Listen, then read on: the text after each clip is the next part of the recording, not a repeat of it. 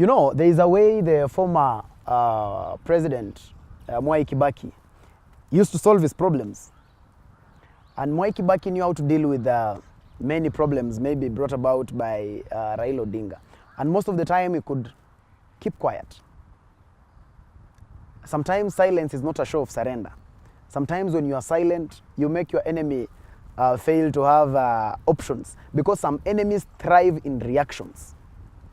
That is what the Jubilee government needs to understand. Not everybody is fought directly, yeah? And not every war is worth fighting.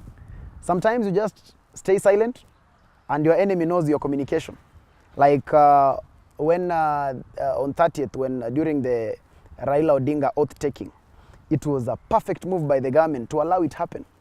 Because at the end of the day, maybe the impact could not have been so big. But when they started switching off the television sets and arresting and harassing the likes of Miguna, it now makes the whole thing larger than life. So the whole aspect is the government could have kept quiet and gone silent on Miguna. I don't think Miguna could have given us so much of headlines the way he is doing. He has been on the covers of newspapers for the last 5 days. Really? Just a mere leader of an opinion called NRM. The government made this decision to deport Miguna Miguna. To me, that is rather responding to a mosquito bite to the hammer on the side of the government. One asks themselves, who is Miguna? Miguna is not a member of parliament. Miguna is not a senator. He's not an elected leader. He does not command any constituency. Yeah? So one wonders to what harm exactly is Miguna apart from his rhetoric. The Jubilee government needed to borrow a leaf from how Raila Odinga dealt with Miguna.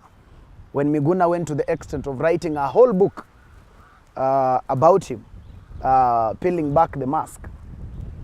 What Raila Odinga did is that Raila Odinga went silent. Sometimes you win your wars by being silent. But the whole act of deporting Miguna and not obeying court orders simply makes Miguna larger than life. Today, Miguna can now come back to this country and win elections in many parts of this country as a senator, as a member of parliament, as a governor, things that are just unwarranted. So to me, the government has made Miguna. It has actually not killed Miguna. It has made Miguna. And secondly, the government has made Miguna an heir apparent to the Raila throne, if we can call it that way. Because as it stands today, he might be the most influential person in the NASA brigade. So it's very possible that he might be the next person who will walk right into the shoes of the former Prime Minister, Raila Amolo Odinga. So sometimes it is better that the government is advised better when dealing with some matters. And on the Miguna deportation, I think that one is something that is so trivial. It was unwarranted. Apart from even being unconstitutional, it is just a matter that is not supposed to even be discussed. Miguna is not that big. He is not big enough to warrant such a treatment from a government. Because on the other hand, when you look at it, deportation is a show of surrender. Yeah? Because the government is accepting that, yes, we cannot deal with Miguna, so let him go away. Our constitution cannot deal with Miguna. The government is telling us that our legal systems cannot deal with Miguna. Yeah? Our judges cannot deal with Miguna. Our judiciary cannot deal with Miguna. Our legislature cannot deal with Miguna. Our executive cannot deal with Miguna. And the only way to deal with Miguna is to deport him.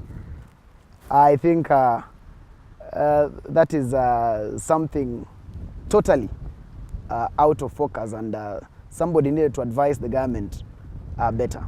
But I'll say that is just my 2 cents. You might have your opinion.